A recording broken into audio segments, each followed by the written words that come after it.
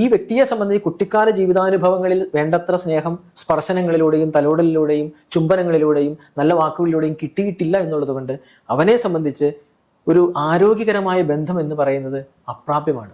അതുകൊണ്ട് തന്നെ ഒരാളെ റിയൽ ലൈഫിൽ സ്വീകരിച്ചാൽ, സ്നേഹിച്ചാൽ, ഈ വ്യക്തി ചിലപ്പോൾ നാളെ തന്നെ കുട്ടിക്കാലത്ത് തൻ്റെ പേരൻസോ മറ്റുള്ളവരോ വേദനിപ്പിച്ചതുപോലെ, റിജക്റ്റ് ചെയ്തതുപോലെ, അബാൻഡൻ ചെയ്തതുപോലെ ഉപേക്ഷിച്ചേക്കാം. അവിടെയും താൻ വീണ്ടും ആ വേദന അനുഭവിക്കേണ്ടി വന്നേക്കാം.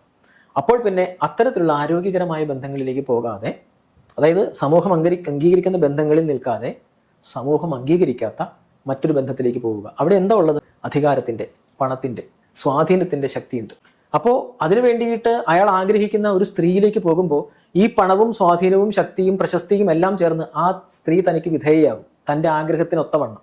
അവിടെ വിധേയയാകുമ്പോൾ ഈ വ്യക്തി അനുഭവിക്കുന്നത് അവളാൽ ആ കുറച്ച് സമയത്തേക്ക് ആ തലോടലേൽക്കലാണ്, ആ ഇൻറ്റിമസിയാണ്. ആ ഇൻറ്റിമസിയുടെ പൂർത്തീകരണമാണ്.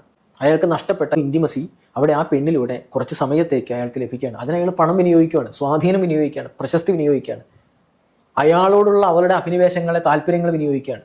കുറച്ച് സമയത്തേക്ക് അത് സംഭവിക്കുന്നു, അയാൾ താലോലിക്കപ്പെടുന്നു, താൽക്കാലികമായ ഒരു ആശ്വാസവും ഒരു ഗ്രാറ്റിഫിക്കേഷനും അയാൾക്ക് കിട്ടുന്നു, അയാൾ അവളിൽ നിന്ന് തിരിച്ചിറങ്ങിപ്പോകുന്നു. കുറച്ച് കഴിയുമ്പോഴേക്കും ഇതങ്ങ് നഷ്ടപ്പെടും. ഇതെല്ലാം ഇൻസ്റ്റന്റേനിയസ് ആയിട്ടുള്ള ഗ്രാറ്റിഫിക്കേഷൻ മാത്രമാണ്.